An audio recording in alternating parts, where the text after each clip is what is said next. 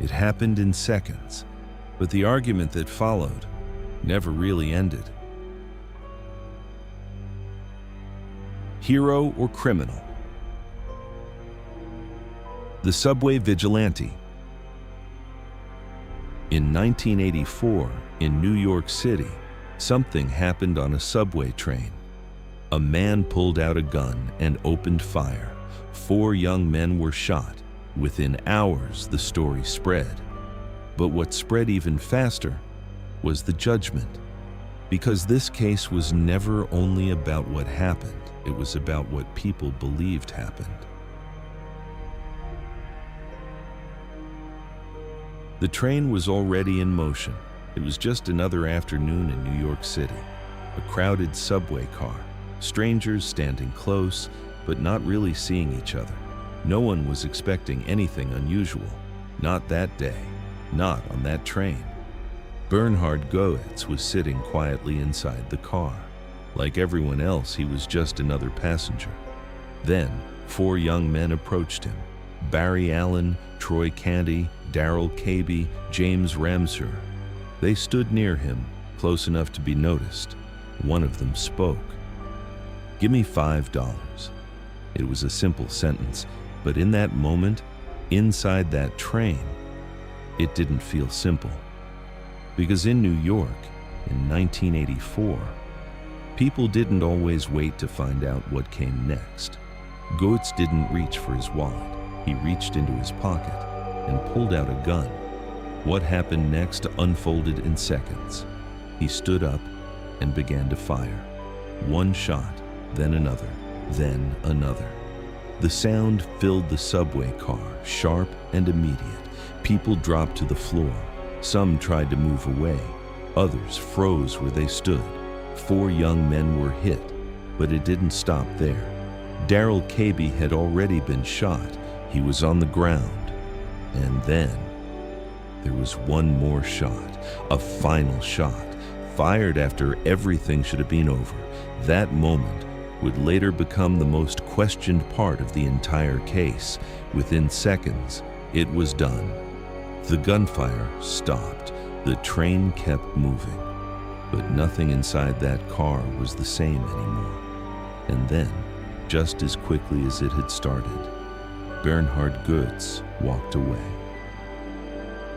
It happened in seconds, too fast for anyone inside that train to fully understand it in the moment.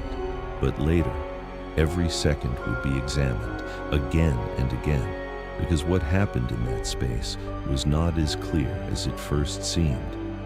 The 4 young men had approached Bernhard Goetz. They spoke to him. "Give me $5. That part was not in dispute, but everything else was.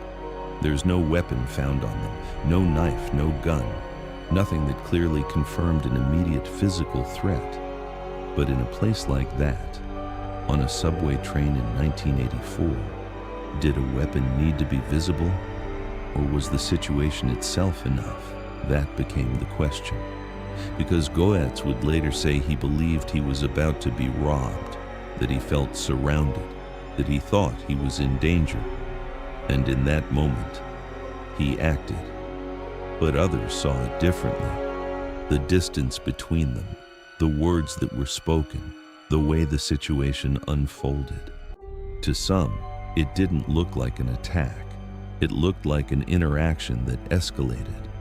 And then there was the shooting itself. The first shots came quickly.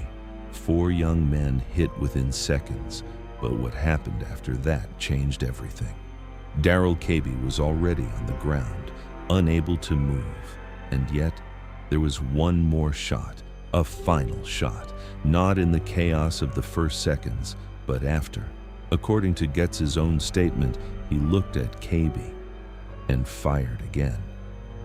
That detail would become impossible to ignore, because it raised a different kind of question, not about fear, but about control. If the threat had already ended, then what was that last shot? Self-defense or something else? Inside that subway car, no one had time to answer that, but outside, everyone would try. Because this case was never only about what people saw, it was about what they believed they saw. And in those few seconds, there was just enough uncertainty for two completely different truths to exist at the same time. What really happened in those seconds? Self-defense or something more? When the shooting stopped, there was a moment of silence. Not complete silence, but the kind that comes after something sudden. People were still on the ground. Some were trying to understand what had just happened. Others were looking at the man who had just fired the gun. But Bernhard Goetz didn't stay. He didn't wait for help to arrive. He didn't speak to anyone. He didn't try to explain. He moved, calmly, quickly, and then he left the train. By the time authorities began to piece together what had happened, he was gone. No name, no identity, no clear trace, just a description. A man with a gun who had disappeared, and that disappearance changed the story. Because now, the question wasn't only what had happened inside that subway car, it was why he left. If this had been self-defense, why run? Why not stay and explain? Why not tell the police what you believed had just happened? For some, the answer is simple: fear. Not of the four young men, but of everything that would come next. The system, the consequences, the uncertainty. But for others, it suggested something else, that maybe in those seconds, something had gone too far, and he knew it. As the hours passed, the story began to spread, and with it, the mystery grew. Who was he? Where did he go? And what had really happened on that train? Days later, Bernhard Goetz was still missing, and the longer he stayed gone, the more the narrative began to shift. Because absence creates space, and in that space, people begin to fill in the answers themselves. Some imagined a man who had done what needed to be done, and was now avoiding a system that would punish him for it. Others imagined a man trying to escape responsibility. The same action, two completely different meanings. And with every passing day, those meanings moved further apart. Because this case was no longer just about a moment on a subway train. It was becoming something else. A story people were starting to take sides in. And at the center of it was a man no one could find. To understand what happened on that train, you have to understand the city. New York in the early 1980s was not the city it is today. It was louder, rougher, and far more unpredictable. Crime wasn't just something people heard about on the news, it was something they expected, especially underground. The subway system had become a place people moved through quickly and carefully. You didn't make eye contact, you didn't stay relaxed, you paid attention to who got on and where they stood, because anything could happen. Robberies were common, assaults weren't unusual, and over time, something began to change, not just in the streets, but in people. The way they thought, the way they reacted, the way they judged situations. Fear stopped being a reaction. It became a mindset. People didn't wait to see what someone would do. They tried to predict it, and sometimes they acted before anything happened. Because in that environment, hesitation felt dangerous, waiting felt risky, and trusting the system didn't always feel like an option. Police were present, but not always where they were needed, not always in time. And that created something else, a quiet belief that if something happened, you were on your own. So when the story of the subway shooting spread, it didn't arrive in a calm city. It landed in a place already carrying tension, already carrying frustration, already carrying fear. And for many people, that changed everything. because they didn't just see a man who had fired a gun. They saw someone who had acted in a moment they themselves had imagined before. A moment where something might happen, and no one would be there to stop it. So they asked themselves a different question, not, was it right? But, what would I have done? And depending on the answer, their judgment followed. Because this case wasn't happening in isolation. It was happening inside a city that was already on edge. And in a place like that, the line between fear and action can disappear very quickly. The story didn't stay underground for long. Within hours, it was everywhere. Television reports, newspaper headlines, radio discussions. What happened on that subway train was no longer just an incident. It was a story. And like every story, it needed a name. That name came quickly. The Subway Vigilante. 2 words with a carried meaning. Because they didn't just describe what had happened, they suggested how it should be understood. A vigilante, someone who takes the law into their own hands, someone who acts when the system doesn't. And with that label, the narrative began to form. Because once a story is named, people don't just hear it, they interpret it. Some headlines focused on the violence. A man opens fire. 4 teenagers shot. A suspect on the run. Others focused on something else. A citizen fights back. A response to rising crime. A man pushed too far. The same event, but told in 2 completely different ways. And as the coverage grew, so did the divide. Television panels began debating the case. Experts, commentators, people with strong opinions, but also people with personal experiences, people who had been robbed, threatened, attacked. And for them, this wasn't just news, it was familiar, because the fear they had felt was now part of the story. And in that space, the line between fact and feeling began to blur.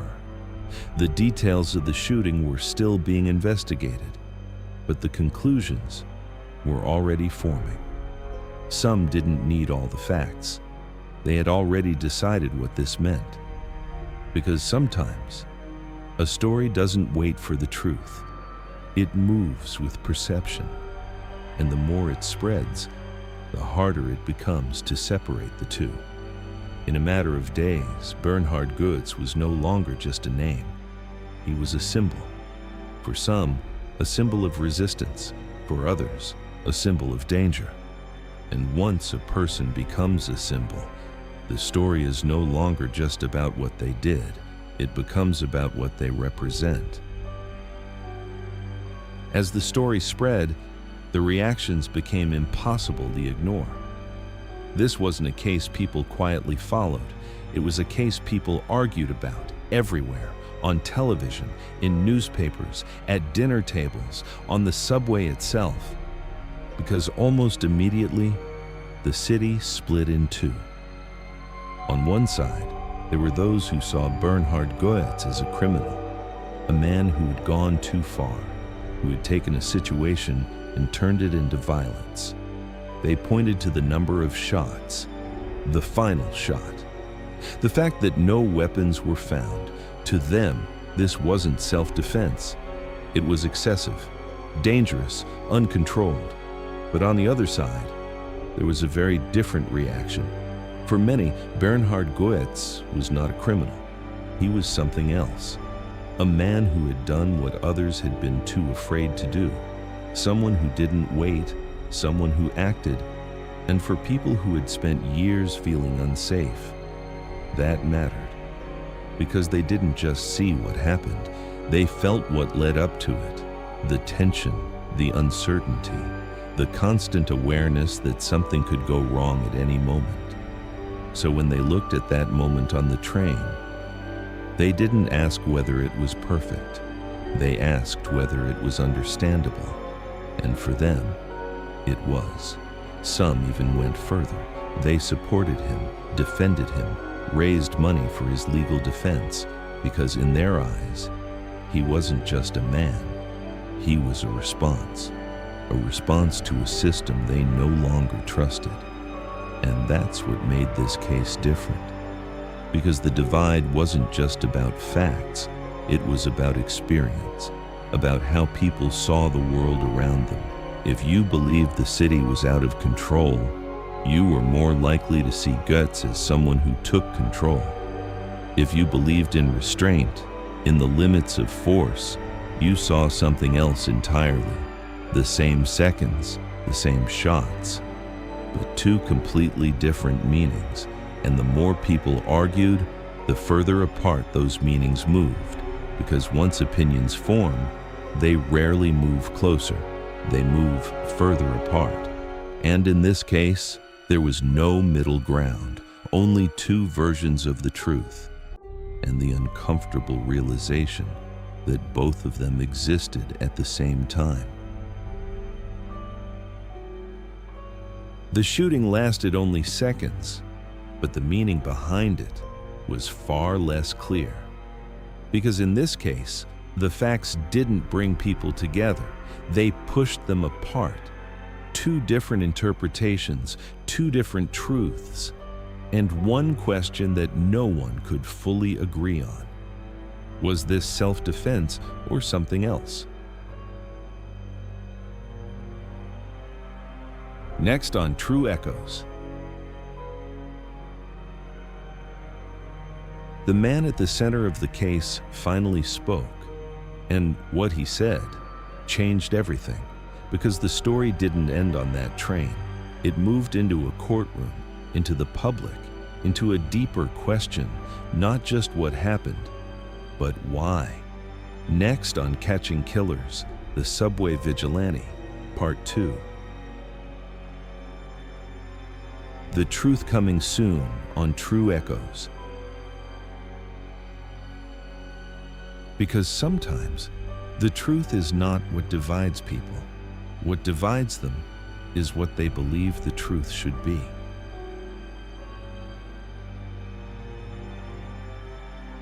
What do you think about this case?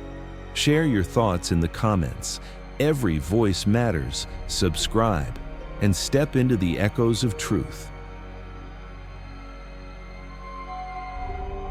To be continued.